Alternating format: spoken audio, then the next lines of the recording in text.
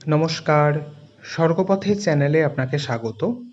আশা করি আপনারা সকলেই জানেন যে ভাদ্র মাসের শুক্লপক্ষের অষ্টমী তিথিতে অনুরাধা নক্ষত্রে মধ্যাহ্নকালে অভিজিৎ যোগে শুভক্ষণে শ্রী বিশুভানু মহারাজের যজ্ঞ মন্দিরে মাকৃত্তিদার কোল আলো করে আবির্ভূতা হয়েছিলেন পরমেশ্বর ভগবান শ্রীকৃষ্ণের আহ্লাদিনী শক্তির প্রকৃতি স্বরূপা শ্রীমতী রাধা ঠাকুরানী। এই বছর শ্রী রাধাষ্টমী ব্রত পালিত হবে আগামী 11ই সেপ্টেম্বর বুধবার।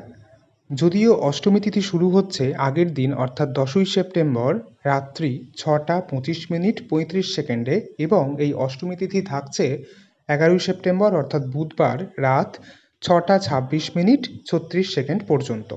যেহেতু তিনি মধ্যাহ্নে আবির্ভূতা হয়েছিলেন তাই মধ্যাহ্নেই তার অভিষেক এবং পূজা কমপ্লিট করতে হবে। ধন্যবাদ। জয় শ্রী রাধা।